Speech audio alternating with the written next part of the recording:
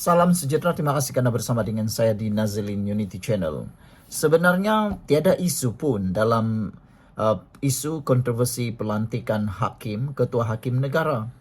Hanya mereka-mereka yang menunggang isu ini, sengaja menggunakan isu ini untuk mahu menimbulkan persepsi buruk kepada kerajaan pimpinan Madani Anwar Ibrahim ini. Kalau nak dilihat, yang kita hairan, kenapa Akta Suruhanjaya pelantikan kehakiman yang sudah digunakan sejak 2009 ini tiba-tiba pula kontroversi sekarang? Kenapa sewaktu 5 orang hakim dilantik dahulu menggunakan akta ini tak bising pula? Nah, itu ceritanya.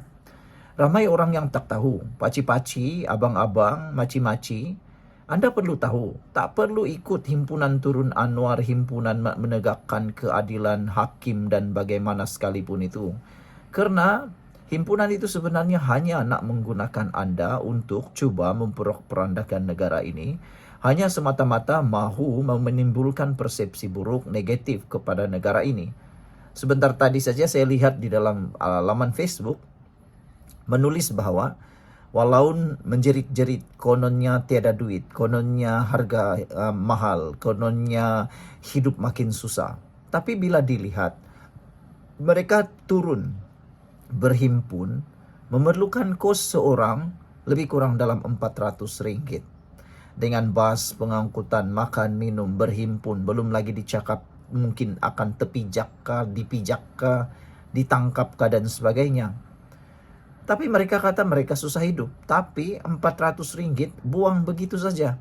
Kalau 400 ringgit itu pergi untuk berubat kah, bagi orang makan kah, kan bagus.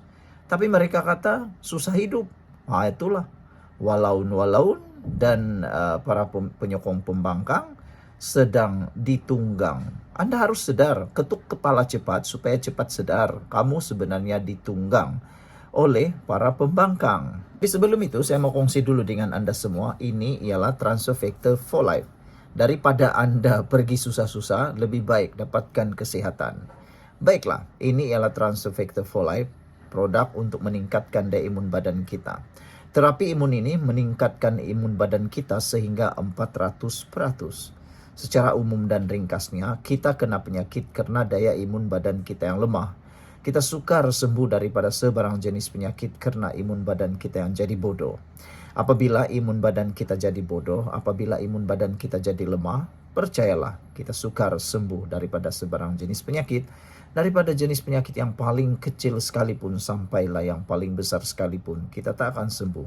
Hanya dengan peningkatan daya imun badan, kita ada harapan untuk sembuh. Dan paling penting, kalau kita sehat, imun badan kita perlu diperbaiki dan dipertingkatkan supaya dapat menahan penyakit daripada melawan ataupun penyakit daripada menyerang tubuh badan kita. Produk ini lulus KKM, merupakan penemuan paling bersejarah dalam dunia perubatan dan juga halal. Dapatkannya melalui nombor telefon yang tertera. Jangan tunggu lama-lama. Aku dah cerita pada Anda, jangan tunggu lama-lama, nanti Anda menyesal. Baiklah. Akta Suruhanjaya pelantikan kehakiman sebenarnya sudah digunakan sejak tahun 2009. Dalam pelantikan 5 ketua hakim, akta ini sudah digunakan. Jadi kalau begitu, waktu siapakah akta ini sudah ada? Maksudnya, kalau tak silap, sejak Najib, Tun, Ismail Sabri Yaakob, Muhyiddin, Anwar, semuanya menggunakan akta yang sama. Sejak 2009, kenapa pula baru sekarang isu ini timbul? Sengajalah kan? Jawabannya mudah. Mereka menunggu masa untuk menunggang isu ini. Dan hairannya, ramai orang yang ditunggang juga. Kalau mereka kata itu isunya ialah kerana ada kepentingan, hei, coba pikir dulu siapa yang lebih berkepentingan. Itulah yang kita nak cakap. Apalah kepentingan dengan Anwar Ibrahim? Aku tanya kepada orang kemarin di kantin, di kedai kopi. Mereka tanya, atau saya tanya, kenapa sekarang kontroversi pemilihan ketua hakim ini tiba-tiba muncul? Walhal, saya kata, waktu dulu Perdana Menteri Najib, Muhyiddin, Tun Mahathir Ismail Sabri Yaakob pun akta ini ada. Memilih ketua hakim juga. Kenapa baru sekarang baru timbul ketika Anwar Ibrahim menjadi Perdana Menteri? Mudah saja. Tiada isu lain, tiada benda yang boleh mereka tunggang. Tunggang sajalah apa yang ada. Nampak sikit kurangnya, nampak ada sedikit ruangnya, tungganglah sehabis baik. Ekonomi tak boleh ditunggang sudah, sebab terbukti kita sedang memacu, sedang menuju kepada kestabilan. Perpaduan kaum semua pun bagus. Memerangi rasuah semua pun bagus. Bahkan menakutkan para pemimpin-pemimpin tertentu karena juga terpalit dalam rasuah. Terpalit dalam dakwaan rasuah, jana wibawa dan sebagainya. Jadi itulah sebabnya mereka tiada jalan lain nak menunggang apalagi nampak satu saja gelombangnya, ruangnya dihantamlah juga. Padahal kalau nak bercakap, kononnya ada gap, tidak ada pelantikan segera. Anda tak tahukah bahwa dulu pun pernah juga selama berapa belas hari, kalau tak silap 19 hari, pelantikan ketua hakim tertangguh juga, memerlukan masa. Tapi waktu itu tiada pula orang nak tunggang sini sana sebab orang faham. Sekarang ini yang buat-buat tak faham pun ada, orang yang faham pun ada, sengaja buat-buat jadi bodoh pun ada. Harus diketahui, keputusan pelantikan hakim negara ini bukan semata-mata dibuat oleh Anwar Ibrahim.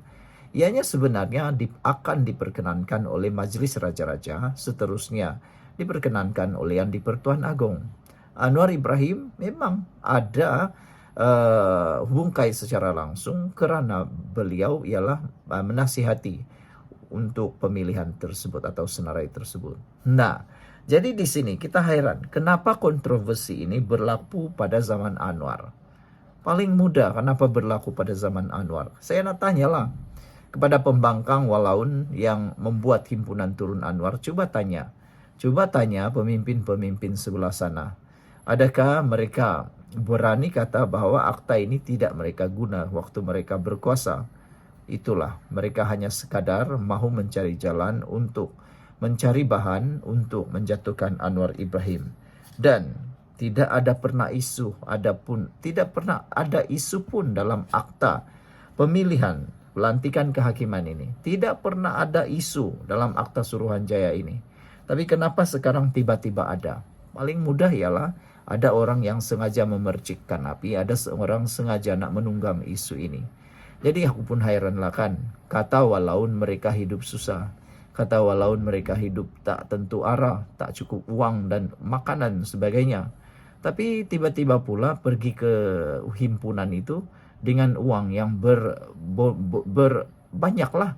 Kan nak sewa bas pun bayar sendiri, pengangkutan, makan, minum, rokok, kalau merokok, apalagi ya, hotel, bas, semua nak dibayar. Tapi ada duit pula kalau itu yang kita hairan. Jadi sila sebarkan ini supaya semua orang tahu akta ini tidak salah. Akta ini bukan salah. Yang salah ialah orang yang menunggang isu tersebut. Sekian dulu, kita jumpa lagi. Bye-bye.